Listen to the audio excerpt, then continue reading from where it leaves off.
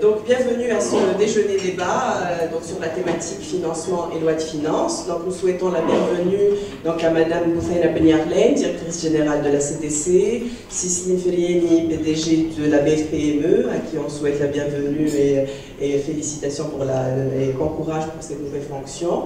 Donc le ministère des Finances, donc Madame la ministre s'excuse, donc Madame, donc elle sera représentée par Madame Sihem Nemseya, directrice générale de la législation et des études au sein du ministère, Madame loi de finances en gros. Madame comme chers invités, chers amis, chers partenaires. Je souhaite aussi la bienvenue à Monsieur Holger Dix, le nouveau représentant de la Fondation Konrad Adenauer Stiftung, à qui aussi on souhaite la bienvenue puisqu'il a pris ses fonctions au mois de janvier et on lui souhaite bon courage aussi dans ses nouvelles fonctions à la tête de la Fondation. Et on vous remercie aussi pour la confiance renouvelée pour le CJD, Monsieur Dix, ainsi que toute l'équipe. Donc aujourd'hui, la thématique du débat, en fait, c'est le financement et la loi de finances. Difficulté de la PME tunisienne.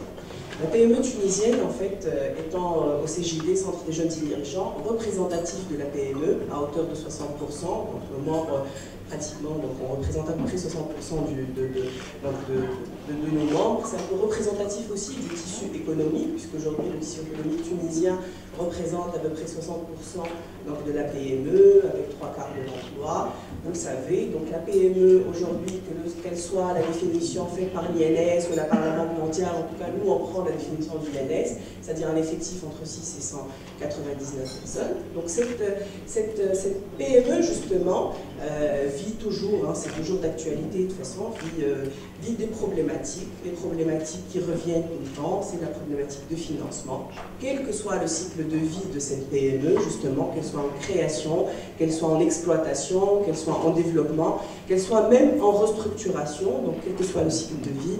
Donc cette PME en Tunisie vit ces difficultés de financement. J'ai quelques chiffres bien sûr, donc aujourd'hui, chiffre de Hassan Zaboun qui m'a aimablement donné, mais ensuite justement je vais donner, il est absent, mais qui m'a envoyé. Donc aujourd'hui, sur 500 PME tunisiennes interviewées, 71% sont insatisfaits du mécanisme de financement et pensent que l'offre est inadaptée.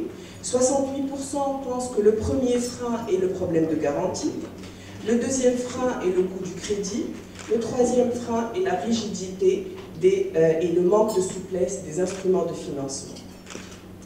Donc, aujourd'hui, le marché financier, globalement, on connaît aussi les chiffres, à 92% est représenté par le secteur bancaire et à 8% par le marché financier.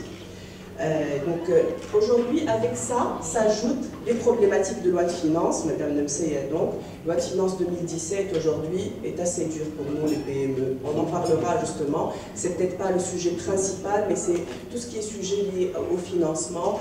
Aujourd'hui, la loi de finances 2017, en tous les cas, n'a pas prévu réellement d'incitation, à part, bien sûr, on en parlera pour la bourse, pour les sous-entreprises dans le côté à la bourse, etc. Mais encore une fois, encore cette année, donc la loi de finances ne prévoit pas d'incitation.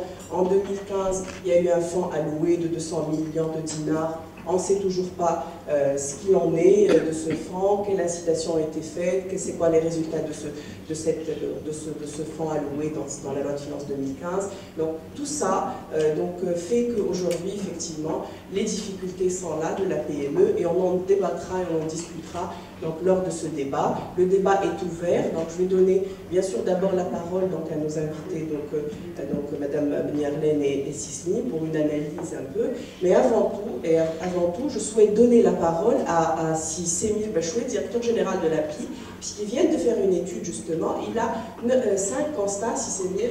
Donc 5 constats, voilà, 6 constats, parce que l'étude vient de tomber, et je trouve que c'est intéressant pour nous tous d'écouter ces chiffres et les résultats de cette étude qui vient de tomber.